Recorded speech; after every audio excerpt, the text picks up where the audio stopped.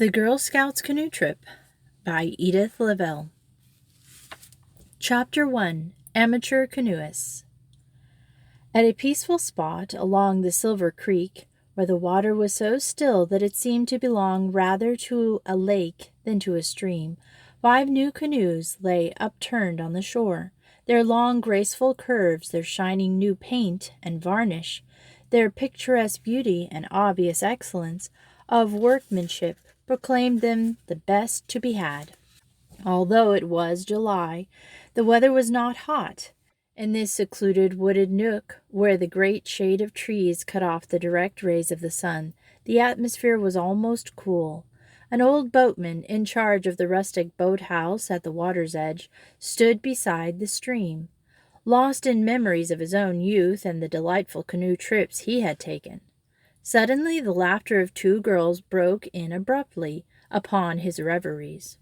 A moment later Marjorie Wilkinson and Ruth Henry appeared from among the trees. "Hello, Michael," cried Ruth. "How are you?"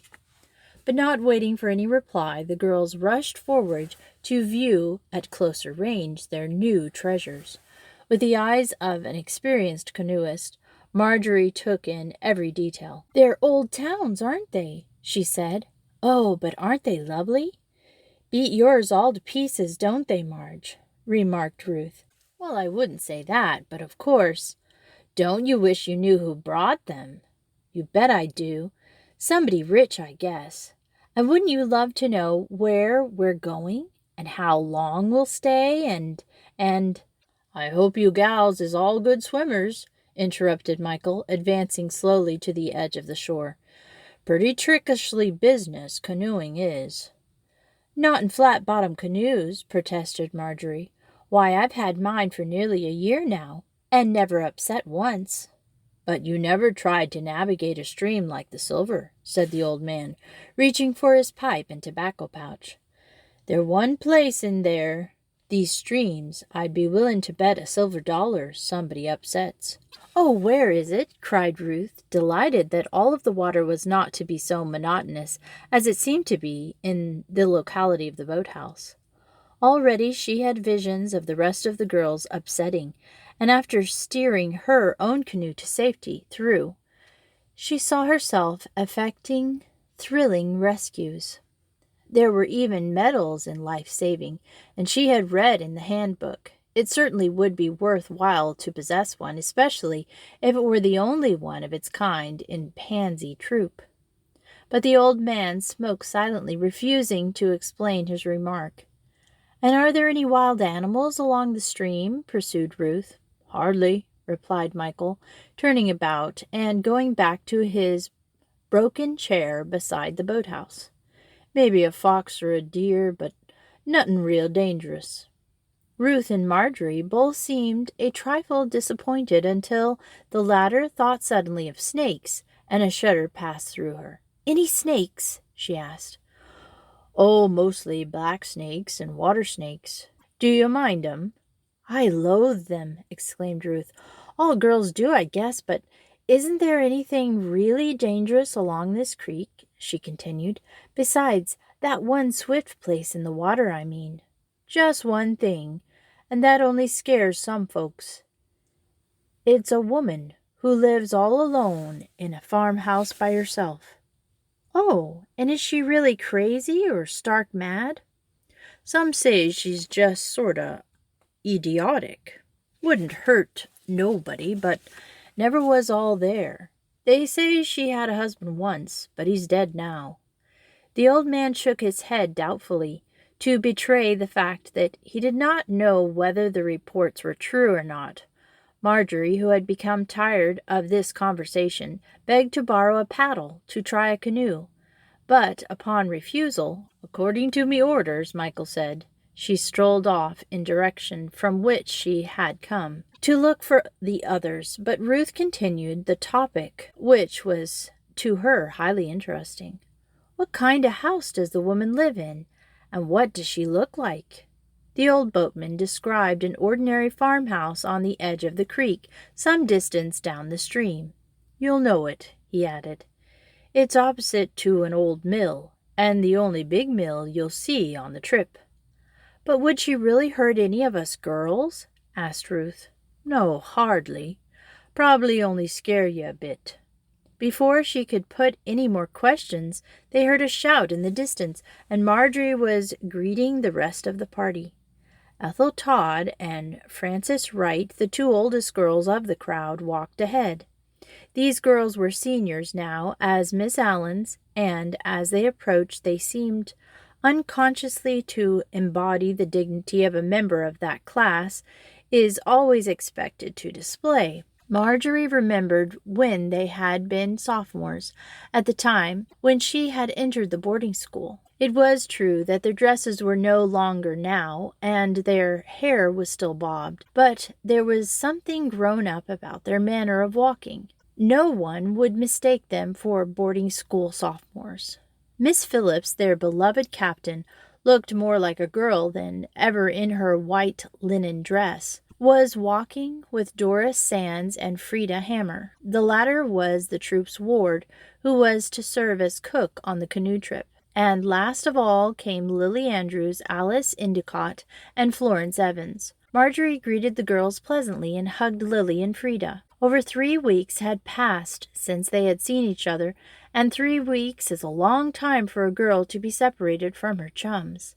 They all exclaimed admiringly at the graceful green canoes beside the quiet water, and ran forward eagerly to examine them. "May we get in right away, Captain?" asked Lily, impatient of delay.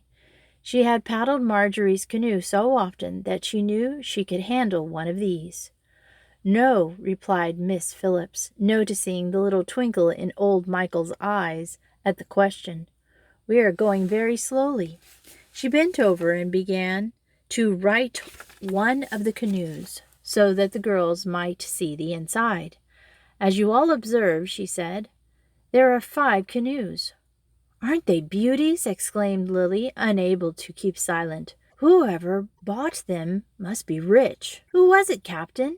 pleaded Ruth. "Please tell us." "No, I dare not. But I will tell you one thing. After the trip is over, the canoes are to be the property of the members of the Pansy Troop. When we graduate, can we take them with us?" demanded Ruth. "No, they are to belong to the active members of the troop. But you have 2 years yet, Ruth. You're only a junior now. Now to get back to the subject of the question, perhaps we all sit down here. The ground's dry enough, isn't it, Michael? Dry enough for everybody. What hasn't got the rheumatiz." "All right," laughed Miss Phillips. "Then I guess we'll take a chance." The happy party seated themselves upon the ground, which was all covered with pine needles and dry leaves. Here and there they found patches of moss, but it seemed dry enough not to cause them to avoid it. Miss Phillips began all over again. "As you have guessed," she said, "we are going down the Silver Creek. I'm allowing 2 weeks for the trip, although it may take us longer. As far as I know, there's only one portage." "What's a portage, Captain?" asked Lily Andrews. "And you, a Latin student? Didn't you ever hear the word Porto?" Lily blushed. Of course, she remembered now. It was one of those verbs in grammar. Porto, portare, to carry. There is this one place where the stream is very rapid and filled with dangerous rocks, so we shall have to carry our canoes about 100 yards, explained Miss Phillips. "Frida knows all about how to do that," remarked Ruth significantly. The girl flushed, and Marjorie gave Ruth a cutting look. Evidently the flags of war were to be hoisted again. "Is that the dangerous spot Michael was talking about?" she asked, in order to hide Frida's embarrassment at Ruth's reference to her runaway escapade in the stolen canoe. "I suppose so," replied Miss Phillips. "It can be done in a canoe, but I prefer the safer way." "Oh, Captain, aren't we to have any adventure at all?" sulked Ruth. "You know, if there isn't some naturally, we may provide it for ourselves, and then maybe you'd be sorry." "There will be plenty of adventure," said Miss Phillips. "Remember, you all are inexperienced canoeists, Except Marjorie, put in Ruth. No, even including Marjorie, for she has never been on a long trip, and it will all be very new to you. Then at the end of the trip we shall reach Silvertown and spend a week there. On Wednesday of that week there will be a canoe meet, races, writing canoes, etc., and our benefactor will award a silver cup. The girls scarcely took in their captain's words. Had they really heard her aright? Or could there be another place by the same name as Silvertown? Ruth jumped up excitedly. Captain, we're not actually going to Silvertown. Is it possible? It's not only possible, but a decided fact. The cottage is all in readiness. But, Captain, that's one of the most fashionable resorts in the country. Why, I've heard of it. It costs hundreds of dollars a day to live there. It does cost a good deal, Ruth, admitted Miss Phillips, still non-committal. And to get a summer house takes thousands. They're so in demand, and the place is so small. Very true. Ruth stamped her foot impatiently, and even the other girls grew a little exasperated. Miss Phillips seemed really mean to tease them so.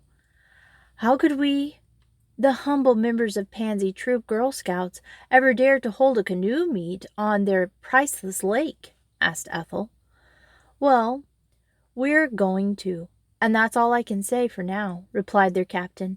And now you all understand, I'm sure, how much we want to become expert canoeists and bring credit to the troop. So all during the trip, we want to practice as we go along until the summer guests at Silvertown think we are regular Girl Scouts. Of course, Girl Scouts will be an entirely new thing to these people, but they are all interested in boating and horseback riding and all sorts of athletics, so there's no reason why they should not look favorably upon us. I have heard, too, that they give a great carnival in the interests of charity each year, and it is possible that the winner of the Silver Cup may receive an invitation to take part in that. But that, of course, is only conjecture. My goodness, breathed Ruth in awe. Adopted by that bunch, your social position would be assured for life. Oh, social position, mimicked Marjorie. Ruth, you are so droll. Ruth looked daggers at Marjorie. The latter had sent her a return blow in answer to her knock of a few minutes before at Frida. But she was not cowed. It would take more than that to defeat Ruth Henry. Instead, she made a mental note of Marjorie's irony and resolved that she would make her pay later. The next thing, I think, is the choosing of canoe mates. You all know that we shall have 2 persons to each canoe, one in the stern who steers and does the hardest work, and one in the bow who watches for rocks ahead and also paddles. Now, would you rather draw lots to see which girl goes together, or would you rather select your own partners? It is immaterial to me so long as everyone is satisfied. Oh, let's draw lots, said Frances carelessly. I disagree with you, put in Ruth. We not only travel with the girl, but we occupy the tent with her, don't we, Captain?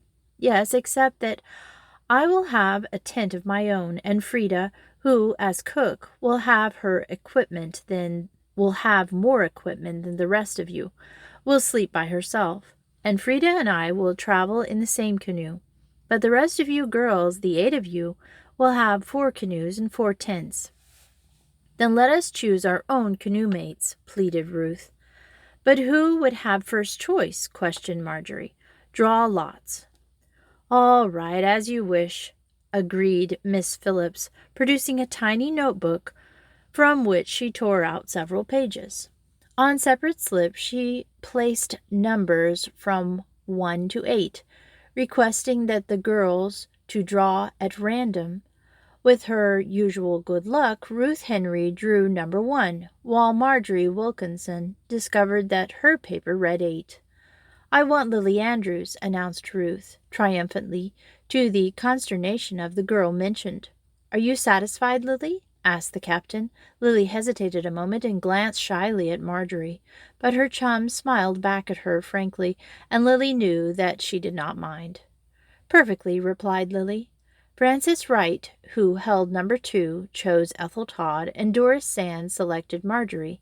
This meant, of course, that the 2 freshmen, or rather sophomores, as they now were, Alice and Florence, should be together. You can decide among yourselves which is to be sternman, concluded the captain, or you may even alternate if you wish. Now suppose we man our canoes just as we have decided to travel and practice a little bit. A trifle stiff from sitting on the ground, the girls jumped up eagerly, glad of the opportunity for action. Miss Phillips obtained the paddles from Michael, and the girls began to turn the canoes upright. "Why, they haven't any names!" exclaimed Marjorie in surprise. "No," replied Miss Phillips. "I forgot to tell you that you are to name them yourselves. And if you will write and tell me your decisions, I will have them painted on the edges before we start on our trip." Alice clapped her hands joyfully. It would seem so much more like their own canoe if they chose the names, she thought. And all of the others immediately expressed their approval of the plan. "And now for the paddling," said Miss Phillips, after the girls had pushed their canoes from the shore and were drifting along rather aimlessly. "Put your shoulders and bodies into it, then your arms won't get tired. And above all, don't reach far ahead into the water or dip too deep, for those are the signs of a novice." Both girls watched cautiously for rocks and rapids and tree trunks, but always let the girl in the stern do the steering. Remember, she's the boss and the captain of the boat, as it were. Finally, don't paddle in deep, fierce water. Keep away from it, and be sure to keep out of eddies. Now suppose we all paddle downstream for half a mile or so, and I will watch your motions and give you directions. Of course, we cannot become experienced canoeists all at once. The canoe shot ahead, following the direction indicated by the captain. After a short distance, the stream became narrower and swifter. Tall banks on either side, covered with trees, whose trunks bent towards the water, almost obscured the sun and the sky from view. The girls were enchanted with the beauty of the scene and the joy of the new experience. For some minutes they were too deeply impressed to speak, and although Miss Phillips noticed some very awkward strokes, she had too much tact to spoil the spell of the scene by criticism. That could very well wait. It was Ruth who first broke the silence. She steered her canoe up to the side of Marjorie's, which had up to this time taken the lead. "I'll race you, Marge," she challenged. "No, no," protested Miss Phillips. "Not now. Later we shall have some races, but with only one girl in a canoe." "I wish we were starting today," said Marjorie. "It's dreadfully hard to wait." "But it won't be long," reassured Miss Phillips. "And there is a lot to do. Why, I haven't even bought the tents yet." "What kind are you going to get, Captain?" asked Marjorie, who had always enjoyed reading the sporting catalogues which her brother Jack left around the house. "Shelter halves? I don't know.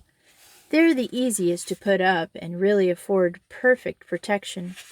I believe that men in the army use them for their short overnight hikes."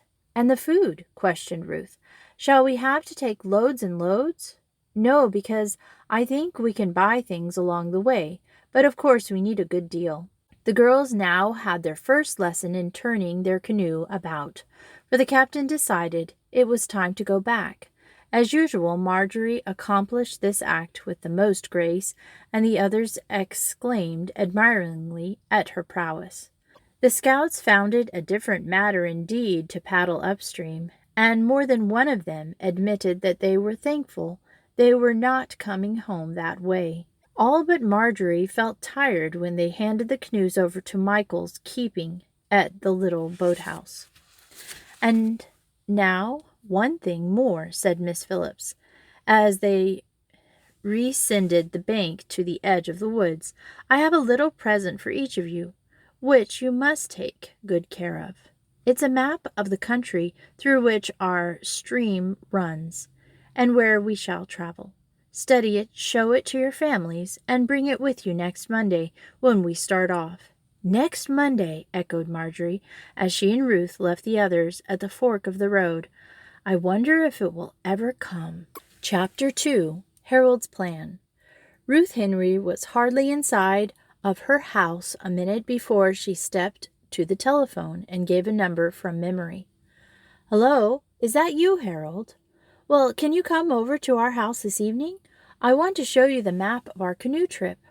The answer was evidently pleasing to the girl, for she smiled in satisfaction as she hung up the receiver. Then she sat perfectly still, frowning slightly, as if she were attempting the solution of some problem that was troubling her. Her mother interrupted her thoughts by abruptly coming into the room. "Why so quiet, Ruth?" she asked. For Ruth Henry, although an only child, managed to keep the household ringing with laughter and merriment most of the time. "Nothing. I was thinking about our canoe trip." "Are you sure there isn't going to be any danger?" she pursued rather anxiously. "Since time immemorial, mothers have feared water sports for their children." "No, I wish there were more. I'm almost afraid it will be too tame, in fact. I may have to manufacture some excitement." "Ruth, don't be silly and rock the canoe, or—" Ruth laughed scornfully. "Nothing so ridiculous as that, Mother," she replied. "Remember, we aren't children. High school girls don't do foolish things to be smart. But I mean some real fun. Nothing dangerous, you understand? Harold's coming over tonight to hear all about the trip. And by the way," she stood up and took her hat from the chair where she had carelessly thrown it in her haste to reach the telephone. "By the way, Miss Phillips says we will end up at Silvertown and actually spend a week there in a rented house." Mrs. Henry dropped the duster she was holding in amazement at this announcement. Like Ruth, she had always had social aspirations.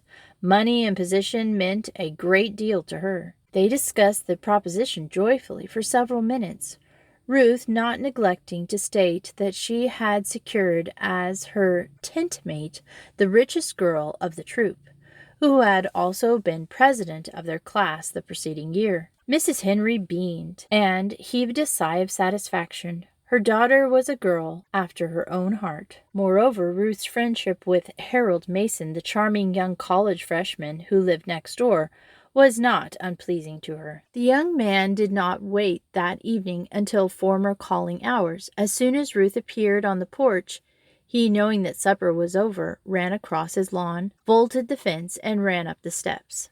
He lounged into a big porch chair, settling himself sideways and swinging one leg over the arm. "What's new?" he asked. Ruth unfolded her map and handed it to him.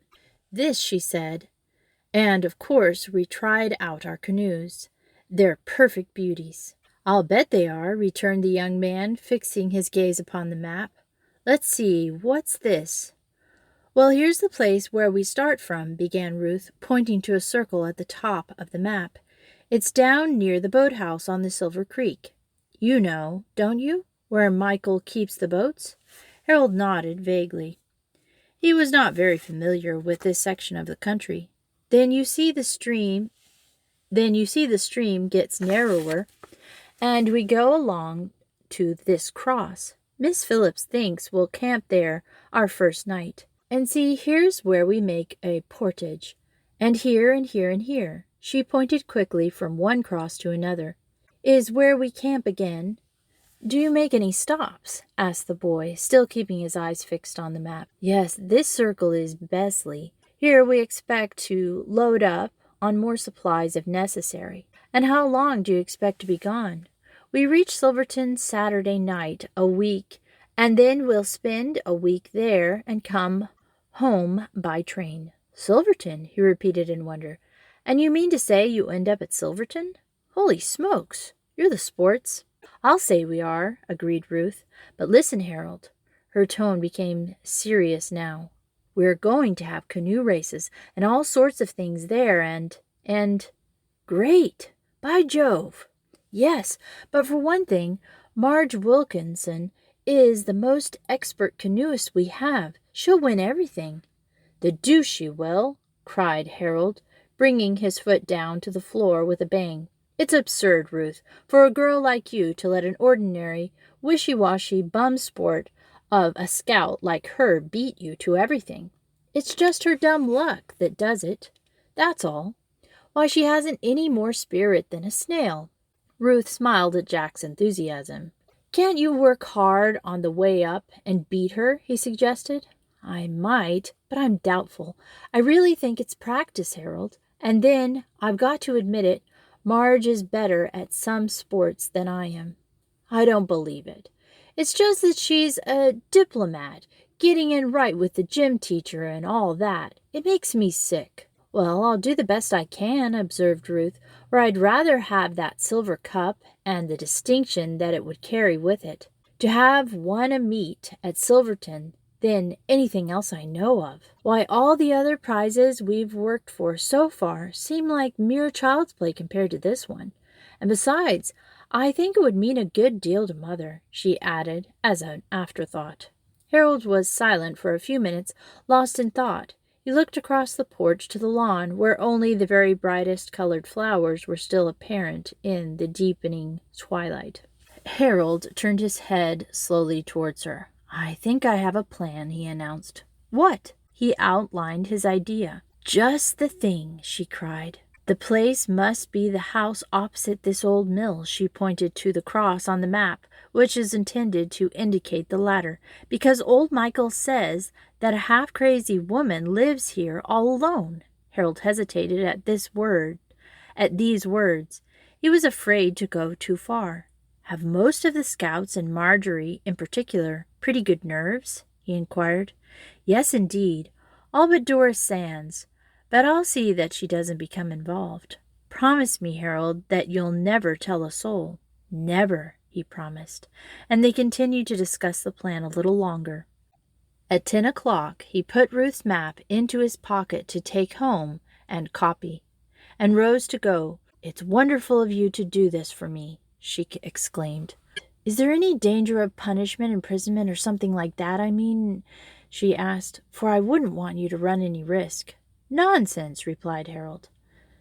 "They'll never find out. Besides, it's only a prank, if we do put it through." Ruth dropped her hands to her sides, relieved and satisfied. "I'll telegraph the word now," she concluded, and she started down the steps. "If I want you to do it, and I'll just sign my initials, R.H."